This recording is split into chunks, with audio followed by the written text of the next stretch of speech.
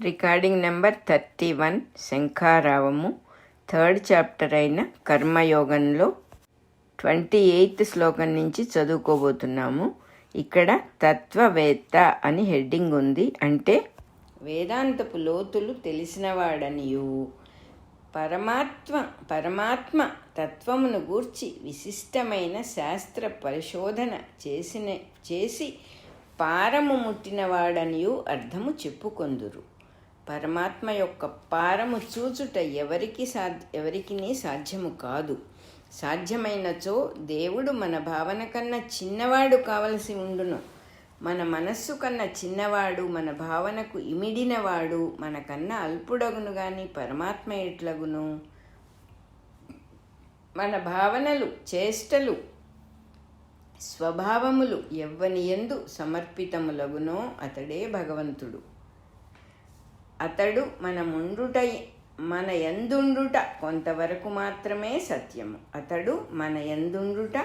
కొంతవరకు మాత్రమే సత్యము. మనం అతని యందున్నాము గనుక దయతలచి అతడు మన యందున్నాడని తెలుసుకొనవలెను. కనుక తత్వవేత్త అనగా దేవుని అంతు చూచినవాడని అర్థము కాదు, లోకతత్వమును ఎరిగినవాడు అని అర్థము. లోకమునందెల్లరును తమ తమ పనులయందు పట్టుదలతో పనిచేయుచున్నారు. పట్టుదల, పట్టు విడుచుట రజస్తమస్సుల లీల గనుక లోకజీవుల స్వభావము, ప్రవర్తనము త్రిగుణాత్మకమని తెలియవలెను. తెలిసిన దానికి అతీతులమై అందే ప్రవర్తింపవలెను. దానికి అతీతులమైనప్పుడు దానికి అతీతులమని గర్వపడరాదు. గర్వపడుట అనగా రజోగుణమునకు లొంగుట. దానికి అతీతులు కాని సామాన్యులను అజ్ఞానులుగా భావింపరాదు. అట్లు భావించుట అనగా తమోగుణమునకు లొంగుట. 28వ శ్లోకం అయిపోయింది. 29వ శ్లోకం. లోకములోని స్వభావములను, జీవుల ప్రవర్తనలోని పట్టుదలను, రాగద్వేషములను నిపుణతతో పరిశీలింపవలెను. అట్లు పరిశీలించిన పిదప వానిని నిందించుట, దూషించుట, దూరముగా ఉండ ప్రయత్నించుట వలన గర్వమే కలుగును గాని ప్రయోజనమేమియూ సిద్ధింపదు. దానివలన సాధకునకు సాధన చెడిపోవుటయు, లోకహితము తన వలన జరుగక తన జన్మ నిష్ఫలమగుటయు సంభవించును. తన వలన లోకహితము జరుగనప్పుడు మరి ఒకరి వలన జరుగును గాని నిలచిపోదు. కనుక 2 విధముల నష్టము సాధకునకే సంభవించుచున్నది. ఇట్టి యోగ సాధనకు, ఆధ్యాత్మిక సాధనకు, వాని గమ్యమైన మోక్షమునకు మార్గమే కాదు. ఇట్టిది యోగ సాధనకు, ఆధ్యాత్మిక సాధనకు, వాని గమ్యమైన మోక్షమునకు మార్గమే కాదు. సరి అయిన సాధకుడు లోకతత్వమును తెలిసిన వెనుక దానిని సద్వినియోగము చేయు మార్గమునే అన్వేషింపవలెను. అట్టివాడే తత్వవేత్త. అతడు లోకులలో వ్యాపింపజేయు భావములు లోకహితార్థము పనికి రావలెను. అనగా లోకులు చేయి పనులను కాదనుట, విమర్శించుట, పాపమును దూషించుట కాదు. లోకుల మనస్సులలోని త్రిగుణాత్మకమైన ప్రవర్తనను, దాని వలన ఒక్కొక్కని స్వభావమును తెలియవలెను. వారి ఈ స్వభావము వేదాంతాది శాస్త్రములను అధ్యయనము చేయుట వలన మారునది కాదు. ఒక్క సత్కర్మాచరణ వలన మాత్రమే మారి త్రిగుణములు సామ్యమును పొందును. లోకుల గుణములనెరిగినవాడు వారి మనస్సు ఎట్టి కర్మలయందు ప్రవర్తించునో పరిశీలింపవలెను. మరియు ఎట్టి సత్కర్మలయందు ప్రవర్తింపచేయగలమో కూడా తెలుసుకొనవలెను. దానిని అనుసరించి మలచుటకు ప్రయత్నము చేయవలెను. ఈ మలచుట వారి రాగద్వేషములను నిందించుట వలన సాధ్యపడదు. వారి ఆశయములను, అహంకార మమకారములను బాగుగా గుర్తెరిగి వానికి అనుగుణముగానే సత్కర్మను ప్రేరణ చేయవలెను. ఉదాహరణకు రజోగుణము ప్రకోపించిన వానికి కీర్తికాంక్ష, పదవీ వ్యామోహము ఉండును. అట్టివానికి సత్కీర్తి కలిగించు దాన ధర్మములను, దేవాలయ విద్యాలయాది సంస్థలను నెలకొల్పుట నేర్పవలెను. అనేక సంస్థలకు వారి పేర్లు పెట్టుట, వారి చిత్రపటాదులను ప్రకటించుట మొదలగునవి జరగనీయవలెను. కీర్తి ప్రతిష్టలపై వ్యామోహము మంచిది కాదని చెప్పరాదు. కాలక్రమమున అతడు చేయు పనులతో మనసు పరిపాకము చెంది కీర్తి ప్రతిష్టల మీద నుండి నిష్కామ కర్మయోగమునకు వాని మనస్సే మరలును. కనుక బుద్ధిమంతుడగు రాజయోగ సాధకుడు లోకమున గుణములయందు వర్తించుచుండుటను తెలుసుకుని తాను అంటక ప్రవర్తింపవలెను. రాజయోగ సాధకుడు లోకమున గుణములయందు ప్రవర్తించుచుండుట తెలుసుకొని తాను అంటక ప్రవర్తింపవలెను. 29వ శ్లోకం అయిపోయింది. సంకల్పములు త్రిగుణముల వలన కలుగును. సంకల్పముల వలన కర్మాచరణము, దాని వలన కర్మ ఫలము కలుగును. ఈ ఫలము మనస్సునంటుకొని మరల కర్మాచరణమునకు పురికొల్పును. ఈ మొత్తమును విశదపరచి చక్కగా దర్శనము చేయలేనివాడు తన స్వభావమునందలి గుణములచే సమ్మోహము పొందును. సమ్మోహితమైన మనస్సు వలన కలిగిన ఆశలు కొన్ని పనులకు మనస్సును ప్రేరణ చేయును. అట్టి కర్మలను ఆచరించినప్పుడల్లా వాని ఫలితములయందు మునిగిపోవును.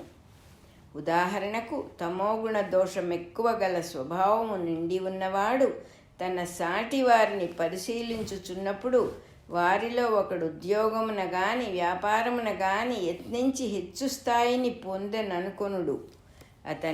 అతనిని చూచి తమోగుణ దూషితుని మనస్సు ఈర్ష్యపడును. తాను వానికన్నా హెచ్చు స్థాయికి పోనిచో దానిని అవమానముగా భావించుకొనును. ఆ వ్యక్తి తాను చేసిన యత్నమునకు ఫలితముగా హెచ్చు స్థాయిని పొందనని జ్ఞప్తి చేసుకొను ఔదార్యము నశించును. తాను పొందలేదను అవమానమే గుర్తుండును గాని తాను దేనికి పనికి వచ్చును, తాను చేయవలసిన ప్రయత్నమెట్టిది అను అంశములు గుర్తుండవు. అట్టి సందర్భమున తనకు తగిన ప్రయత్నము చేయక మరి ఒకడు చేసిన ప్రయత్నమును తానును చేయుటకు పాటుపడును, లేదా మరి ఒకని ప్రయత్నమునకు అడ్డుపడుటకై పాటుపడును. దానితో తన కర్తవ్యము భ్రష్టమగును. దానివలన తన అభివృద్ధి నష్టమగును. ఇతరులను గూర్చి కాలము వ్యర్థమగును. దానివలన తన తామస ప్రవృత్తి ఇంకనూ ప్రకోపించి దానికి సంబంధించిన పరధర్మమున మునిగిపోవును. ఇట్టి ప్రయత్నములతో అజ్ఞానికి జీవితమంతయు వ్యర్థమగుటయే కాక కష్టపరంపరలు సంభవించుచుండును. పొరుగువాడు వాణిజ్యము చేసి లక్షలార్జించెను గదా అని ఈర్ష్యతో తన సేవాధర్మము తాను విడచి వాణిజ్యమారంభించినచో తన స్వభావము దానికి అనుగుణము కాదు కనుక వాణిజ్యమున నష్టము కలుగును. తన సేవాధర్మము భ్రష్టమగును. కనుక నిపుణుడగువాడు సంపూర్ణ దర్శనం కలిగి లోకవృత్తములతో సర్వకర్మలను ఆచరింపవలెను. ఒకనిని చూచి ఒకడు వాత పెట్టుకొనుట కన్నా ఒకనిలో నన్ను చూచి తాను ఆచరింపవలసిన సత్కర్మను ఆచరించుట యోగము. అందరిలోనున్న నన్ను చూచుచూ నాయందు సర్వజీవులకు తాను చేయు కర్మలను సమర్పణ చేయవలెను. ఇట్లు చేయుటయే ఆధ్యాత్మ బుద్ధి అనబడును.